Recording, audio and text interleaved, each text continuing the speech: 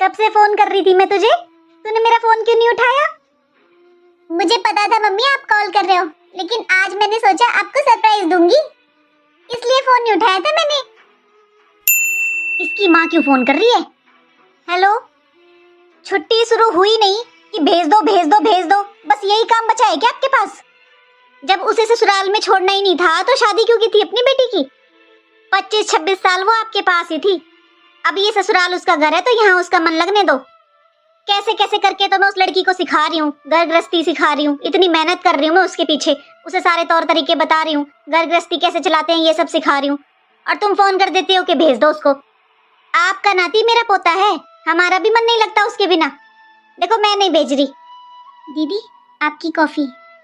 और बताओ मम्मी कैसे हो? मैं तो ठीक हूँ बेटा, ये बता इस बार तो तू ज्यादा दिन रहेगी ना मेरे पास? नहीं मम्मी, ज्यादा दिन के लिए कहाँ रह सकती हूँ अब मैं, बस मैं शायद आज और कल ही रहूंगी।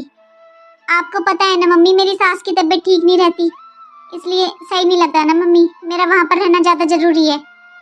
और मेरे अलावा वहाँ करने वाला भी कोई नहीं है ना, मैं उस घर की बहू हूँ। अरे तू बहुत शरीफ है बेटा, वो अपनी बेटी को बुला लेगी, तूने क्या ठेका ले रखा है? अरे ये तेरा मायका है, मैं तेरी माँ हूँ, मेरा भी तो मन करता है तू 10-5 दिन रहे मेरे पास। फिर मम्मी आपने भाभी को उनके मायके क्यों नहीं जाने दिया? अरे ये क्या करेगी अपने मायके जाके? मेरी सास की तबीयत ठीक नहीं है मम्मी, फिर भी आप मुझे रुकने के लिए बोल रहे हो, और आप तो बिल्कुल ठीक हो, फिर भी आप भाभी को उनके मायके नहीं जाने दे रहे हो। मम्मी वो तो आपकी बहू इतनी शरीफ है जो आपसे पूछकर मायके आती जाती है, वरना बाहर निकल कर देखो, पता चल जाएगा आपको कैसी बहुएं होती हैं।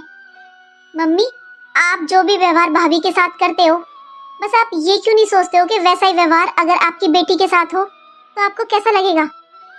आखिर बहू भी तो किसी घर की बेटी होती है ना मम्मी।